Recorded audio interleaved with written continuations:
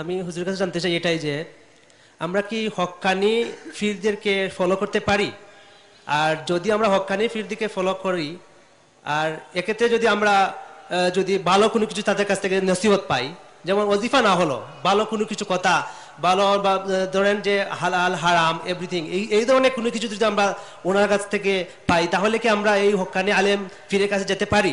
আমি হুজুরের কাছে এই প্রশ্ন জানতে চাই। আসলে পীর মুরিদি প্রথাটি এটি ইসলামের মধ্যে ঢুকেছে, মুসলিম উম্মার মধ্যে ঢুকেছে। ইসলাম যখন মিশরে যায়, তুরস্কে যায়, সিরিয়ায় যায়, এইসব অঞ্চলে খ্রিস্টান সন্ন্যাসীরা ছিল, গির্জায় সন্ন্যাস জীবন, বৈরাগ্য জীবন তারা যাপন করত। এসব অঞ্চলে ইসলাম ঢোকার পরে কিছু ভুলাভালা মুসলিমরা, মিশরের 9টা আশ্রম ছিল, এসব আশ্রমে তারা যাতায়াত করত, তুরস্কেও ছিল। এগুলোতে যাতায়াত করতে করতে কিছু লোকেরা তাদের সেই বৈরাগ্যবাদকে ইসলামে ঢুকাই ফেলছে। পীর মুরিদি বা তাসাউফ এগুলি এক ধরনের বৈরাগ্যবাদ। ওই বৈরাগ্যবাদটাই বিভিন্ন রূপে রূপান্তরিত ইসলামে ঢুকে গেছে। এই জন্য আপনি যে বলেন একজন হাক্কানি পীর, একজন হাক্কানি পীরকে হাক্কানি হতে হলে পীর মুরিদি আগে ছেড়ে দিতে হবে।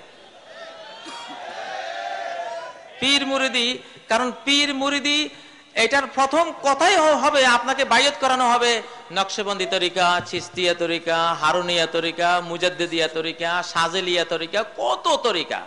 অথচ কোরআনের 7 নম্বর সূরা আল আনআমের 153 নম্বর আয়াতে সাফ আল্লাহ বলে দিয়েছেন, ওয়ান্না হাযা সিরাতি মুস্তাকিমা, এই যে আমার ইসলাম একটা মাত্র পথ, সরল পথ, ফাত্তাবিউ, এক তরিকার অনুসরণ করো, ওয়ালা তাত্তাবিউ সুবুল, বিভিন্ন তরিকার অনুসরণ করো না। যদি বিভিন্ন তরিকার অনুসরণ করতে যাও, ফাতাফাররাকা বিকুম আন সাবিলি, তোমাদেরকে বিচ্ছিন্ন করে নিয়ে যাবে আল্লাহর ইসলাম থেকে বহু দূরে। অতএব কিছুতেই বহু তরিকার অনুসরণ করো না। আর পীর মুরিদির প্রথম ছোটই আপনাকে বহু তরিকার সবক দেওয়া হবে। বহু তরিকা ছাড়া নকশবন্দি জিকির করতে হবে, হারুনিয়া তরিকার ধ্যান করতে হবে, তারপর চিস্তিয়া তরিকার মুরাকাবা করতে হবে, এই করতে হবে, সেই এত তরিকা তো ইসলামে নাই। তরিকা কয়টা? একটা। কুল ইন কুনতুম তুহিব্বুন আল্লাহ ফাত্তাবিউনি, বলো আল্লাহকে যদি ভালোবাসো তাহলে আমার অনুসরণ করো। আসলে বিশ্বব্যাপী পুরোহিত, পীর, ব্রাহ্মণ, ঠাকুর, পোপ, ফাদার, এসব ধর্ম নিয়ে যারা স্টক ব্যবসা করে, ধর্মকে মনে করে এটা আমাদের স্টক মাল, এটা নিতে হলে আমাদের থেকে নিতে হবে। আমাদের মিডিয়া ছাড়া কেউ আল্লাহ পর্যন্ত যাইতে পারবে না।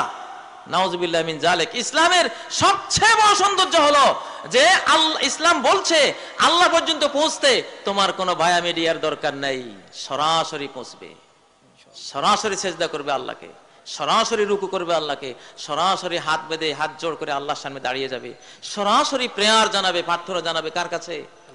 আল্লাহর কাছে। কোরআনে কারীমের সূরা আল বাকারার 186 নম্বর আয়াতে কি সুন্দরভাবে আল্লাহ বুঝিয়েছেন, ওয়াইজা সাআলাকা ইবাদি আন্নী ফাইন্নী করিব, আমার বান্দারা যদি আমার সম্পর্কে তোমাকে প্রশ্ন করে তাহলে আমি তো কাছেই। দেখুন কোরআনে প্রায় 13 বার প্রশ্ন এসেছে বিভিন্ন মাসালা বিধান সম্পর্কে। সব জায়গাতে আল্লাহ বললেন ফাকুল ইয়াসআলুনাকা আনিল আহিল্লা কুল হিয়া মাওয়াকিতুল লিন্নাস, তারা প্রশ্ন করছে তোমাকে চাঁদ সম্পর্কে, তুমি বলো চাঁদ হলো মানব জাতির সময়ের ইন্ডিকেটর, এটা দিয়ে তারা সময় নির্ণয় করবে। তুমি বলো, সব জায়গাতে তুমি বলো, তুমি বলো, তুমি বলো। আল্লাহ মুহাম্মদুর রাসূলুল্লাহ সাল্লাল্লাহু আলাইহি ওয়াসাল্লামকে দিয়ে বলিয়েছেন। কিন্তু আল্লাহর জাত সম্পর্কে যখন প্রশ্ন এসেছে, আমার বান্দারা যখন আমার সম্পর্কে প্রশ্ন করে, তখন আল্লাহ বলেননি ও মুহাম্মদ তুমি বলো যে আমি কাছে। এখানে তুমি মাইনাস করে দিয়েছেন। আল্লাহ তার আর বান্দার মাঝখানে কোনো মিডিয়া রাখেন নাই, এমনকি মুহাম্মদুর রাসূলুল্লাহকে রাখেন নাই। বললেন সরাসরি ওয়াইজা সাআলাকা ইবাদি আন্নী ফাইন্নী করিব, বান্দারা যদি আমাকে আমার সম্পর্কে তোমাকে প্রশ্ন করে তো আমি তো কাছেই। উত্তরটা সরাসরি কে দিচ্ছেন? আল্লাহ নিজে দিচ্ছেন। এটা বুঝালেন যে বান্দার আর আমার মাঝখানে কোনো মিডিয়া নাই।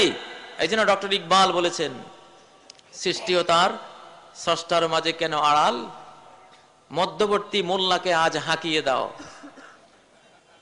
যত ঠাকুর আছে ওদেরকে হাঁকিয়ে দাও, যত পুরোহিত আছে তাড়িয়ে দাও, যত ব্রাহ্মণ, যত পোপ, যত ফাদার, যত পুরোহিত, যত পীর, যারা সৃষ্টি আর স্রষ্টার মাঝখানে আড়াল অন্তরায় হয়ে বসে আছে, মধ্য সত্যভোগী দালাল মাবুদ হয়ে বসে আছে, এদেরকে বিতাড়িত করো।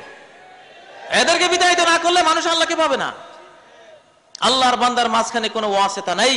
কোন মিডিয়া নাই, সরাসরি আল্লাহকে ডাকবো, সেজদা দেব, ইবাদত দেব, তার নৈকট্য নেব ইনশাআল্লাহ নবী রাসূলদের প্রদর্শিত পথে। এটাই হলো তাওহীদ।